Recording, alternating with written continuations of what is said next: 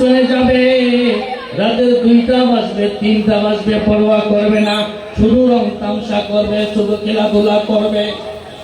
আমার আল্লাহ রাব্বুল আলামিন বলে দিলেন, ও আমার বান্দারা জানিয়ে রাখো, যাদের চলাফেরা এগুলোর সাথে হবে, যাদের উঠা বসাটা এগুলোর সাথে হবে, যাদের মশগুলাটা এদের সাথে হবে, উলাইকা লাহুম আযাবুম মুহিন।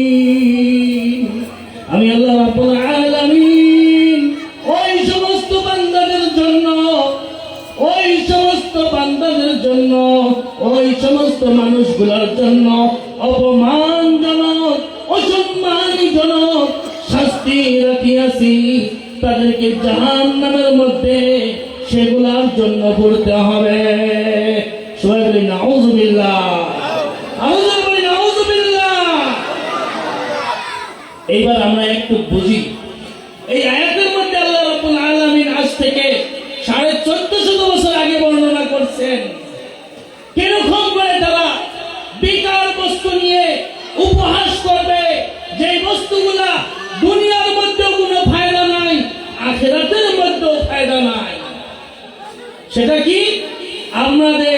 আপনাদের সবার হাতের মধ্যে অ্যান্ড্রয়েড মোবাইল আছে, আছে কিনা? এই মোবাইলটা আছে কিনা? এই মোবাইলের মধ্যে 99% চ্যানেল, চাहे আপনি ইউটিউবে যান, চাहे আপনি ফেসবুকে যান, চাहे আপনি ইনস্টাগ্রামে যান, আরো যতগুলো চ্যানেল আছে সেগুলোর মধ্যে শুধুমাত্র দেখবেন হাসা আর হাসি, তাছাড়া অন্য কিছু আছে গো? কি বাবাজিরা আছে? অন্য কিছু আছে? একজনে এমনি একটা ভিডিও বানালো আর বাস দেখি আমরা হাসতেছি, কোথা ঠিক না বেঠিক? সেই ভিডিওগুলো দেখার পরে দুনিয়ারই কোনো ফায়দা হয়? কি বাবাজিরা বলবেন, দুনিয়ার কোনো ফায়দা হয়? আখিরাতের কোনো ফায়দা আছে? না, কোনো ধরনের ফায়দা নাই। তারা এগুলা নিয়ে হুলস্থুল, তারা এগুলা নিয়ে রং তামসা করতেছে, রাত্রে 2টা পর্যন্ত তারা এগুলা দেখতেছেন। দেখার পর 2টা বাজে যায়, 3টা বাজিয়ে যায়, ফজরের আযান হয়ে যায়, আর আমাদের সেই যুবক দিনের 11টার সময় ঘুমের থেকে উঠে কিনা? বলেন উঠে কিনা? যার ফলে তাদের দুনিয়াটাও বেকার, আখিরাতও বেকার, কথা ঠিক না বেঠিক? আমার আল্লাহ রাব্বুল আলামিন বলে দিলেন, ইন্নাল্লাযীনা কাফারু বিআয়াতিনা সাওফা নুসলিহিম নার। যারা আমার কথা অস্বীকার করবে, যারা আমার হুকুমকে অমান্য করবে, আমি আল্লাহ রাব্বুল আলামিন আমার বান্দাদেরকে হুকুম দিয়েছি, ও আমার বান্দারা জানিয়ে রাখো, ইয়া আইয়ুহাল্লাযীনা আমানুত্তাকুল্লাহ ওয়া কুলু কাওলান সাদীদা। এবার আমি আল্লাহ রাব্বুল আলামিন মুমিন বান্দাদেরকে হুকুম দিয়ে দিলাম, ও আমার মুমিন বান্দাগণ, তোমরা আমাকে দেখিয়ে ভয় করো। আমি আল্লাহ রাব্বুল আলামিন তোমাদেরকে যা যা হুকুম দিয়েছি সেগুলো মানিয়ে চলো, সেগুলোকে সঠিকভাবে সঠিক সময়ে তোমরা পালন করতে থাকো, এবং ওয়াকুলু কাওলান সাদীদা। যখন তোমরা একজন আরেকজনের সাথে কথা বলবে, একজন আরেকজনকে ওয়াদা দিবে, একজন আরেকজনের সাথে লেনদেন করবে, তোমরা কথাটা সত্য কথা বলবে, মিথ্যা কথা বলিও না। কি বাবাজিরা, আল্লাহ রাব্বুল আলামিন কি বলছেন?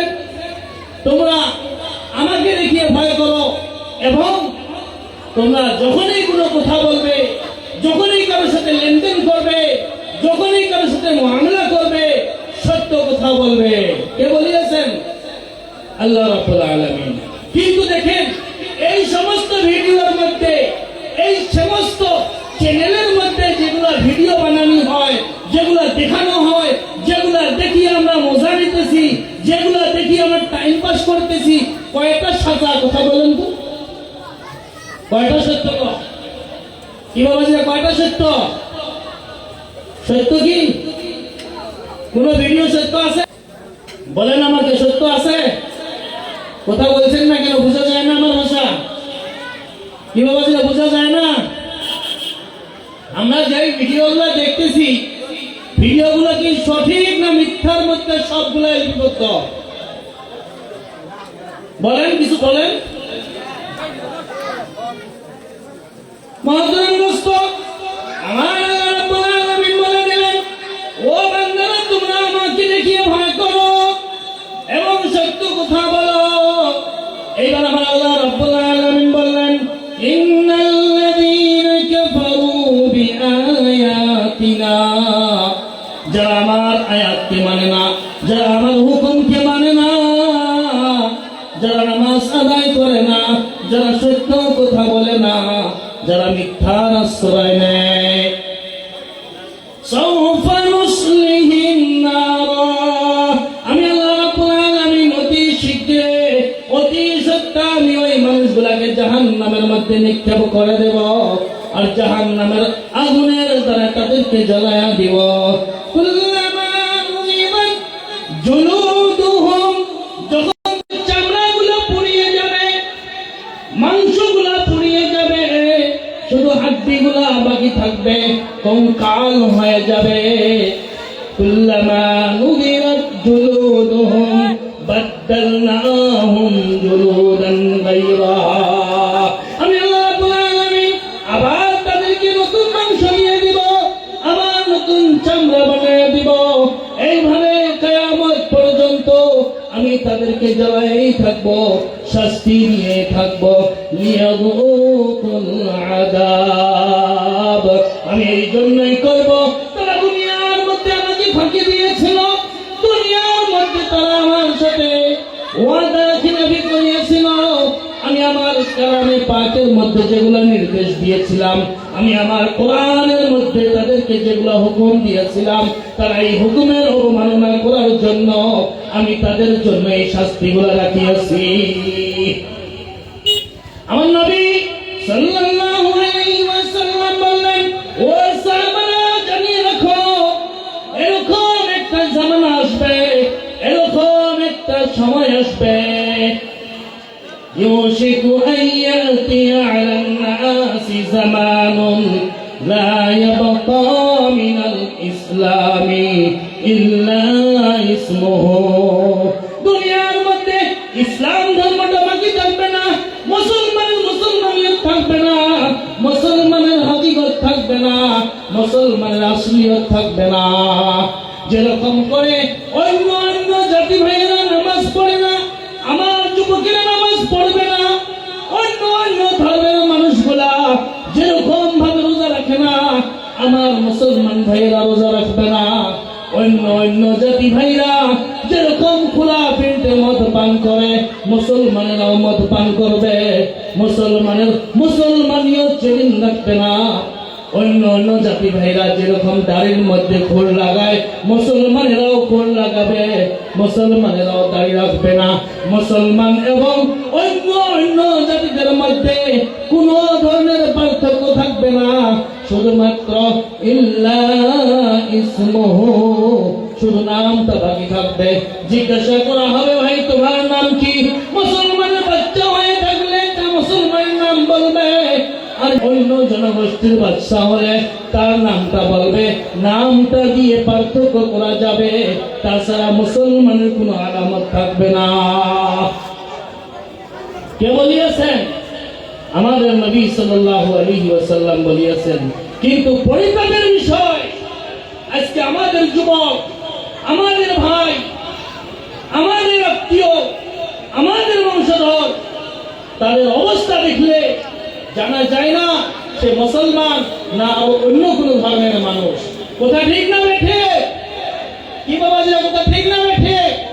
আমাদের বহুত যুবক এরকম আছে, তাদের হাতের মধ্যে ব্রেসলেট পরানো, তাদের হাতের মধ্যে লাল সুতা বাঁধানো, চেনা যায় না।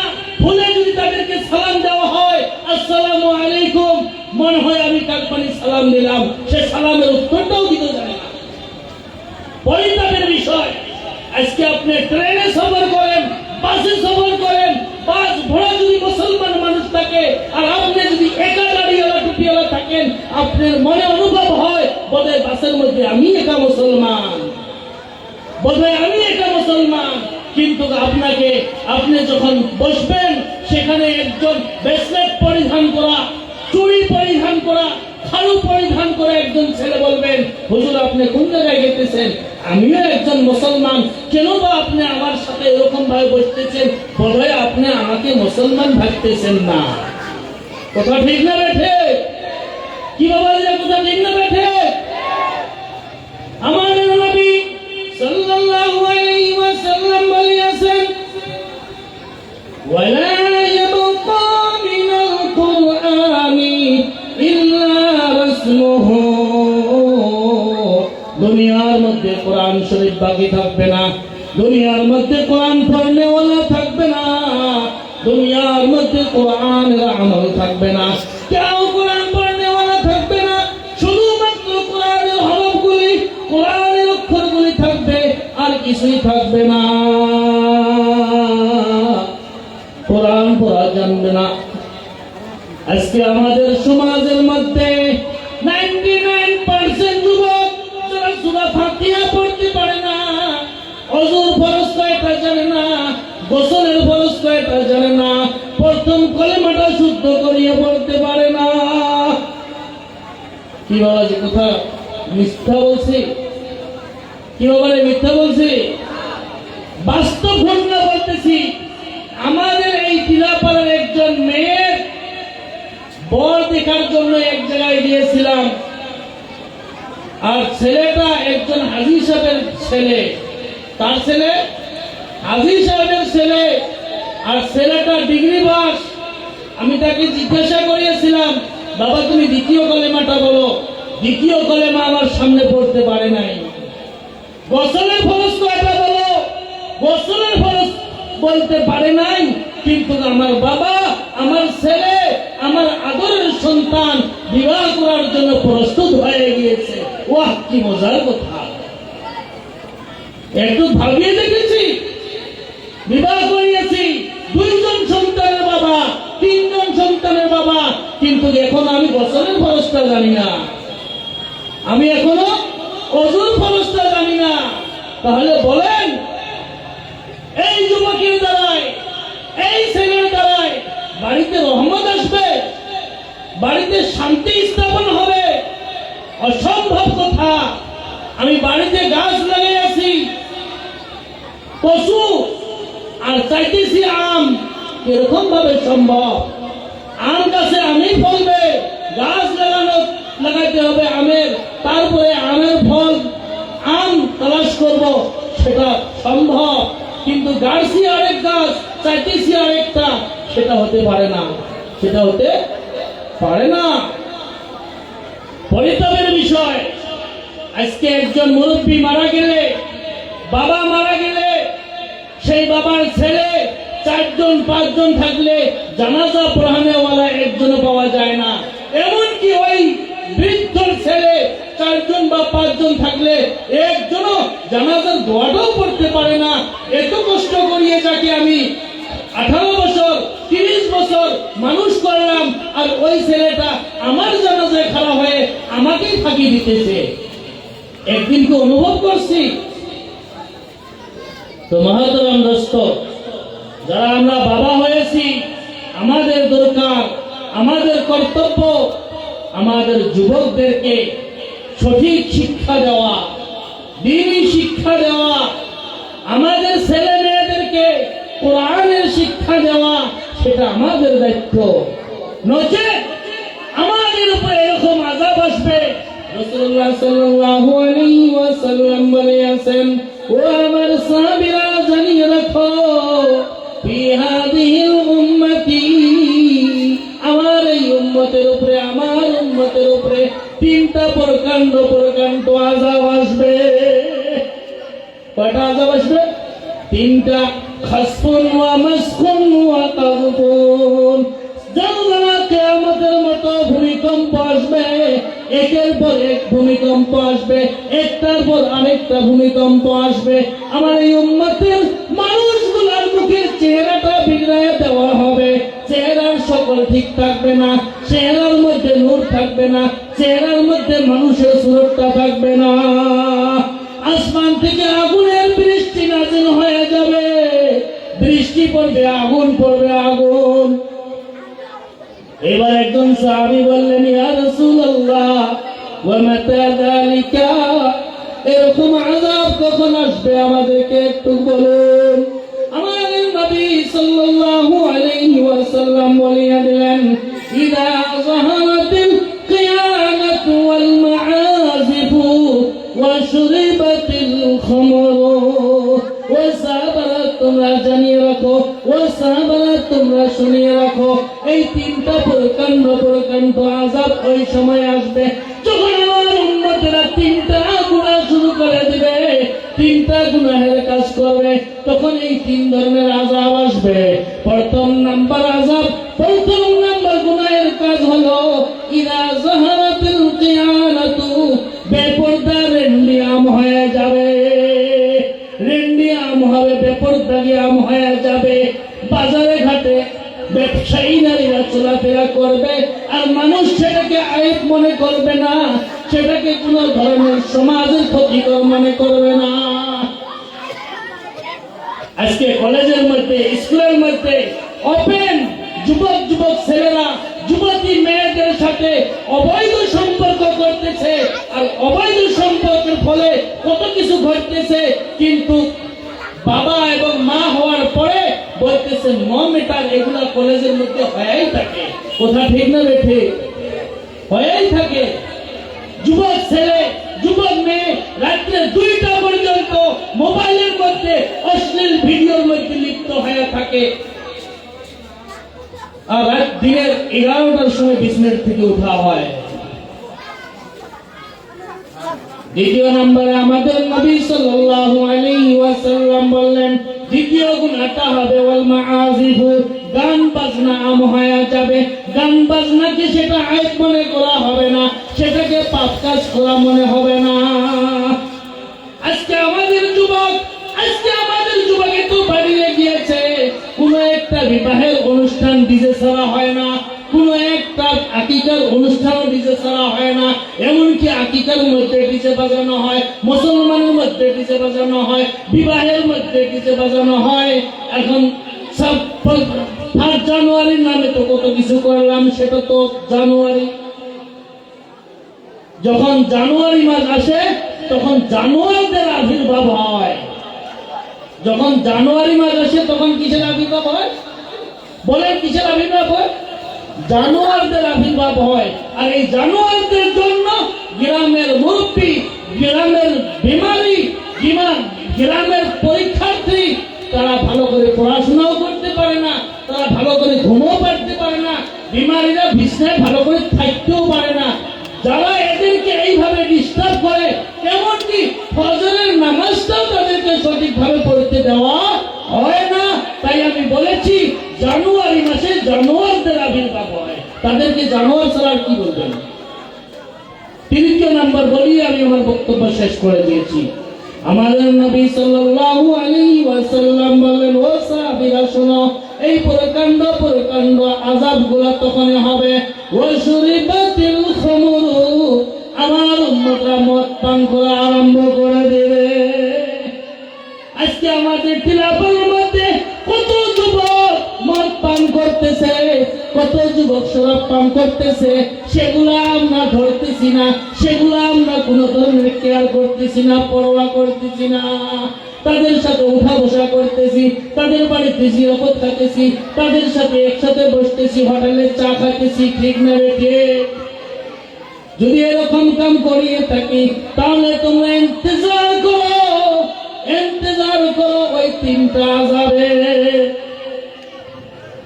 তো মহতরম দোস্ত, যুবক, আমি আগে বলেছি যতদিন পর্যন্ত যুবকের মধ্যে সংস্কার আসবে না ততদিন পর্যন্ত কোনোদিনই কল্যাণের কামনা করাটা বেকার, অনর্থক কথা।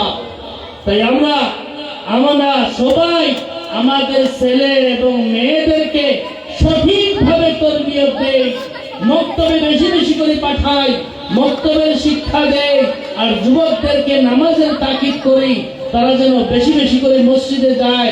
মসজিদে গেলে 5 ওয়াক্ত নামাজ পড়লে আমাদের আল্লাহ রাব্বুল আলামিন বলিয়াছেন, ইন্নাস সালাতা তানহা আনিল ফাহশাই ওয়াল মুনকার। নিশ্চয় নামাজই এরকম একটা বস্তু যে কি মানুষকে অশালীন, অসভ্য, খারাপ কাজ থেকে বিরত রাখতে পারে। নামাজই একমাত্র মূল কারণ আমরা সবাই নামাজ পড়ি আর এগুলোর দিকে ধ্যান দেই। আল্লাহ রাব্বুল আলামিন আমাদের সবাইকে শোনার চেয়ে বেশি বেশি করে আমল করার তৌফিক দান করুন। ওয়া আখিরু দাওয়ানা আলহামদুলিল্লাহি রাব্বিল আলামিন।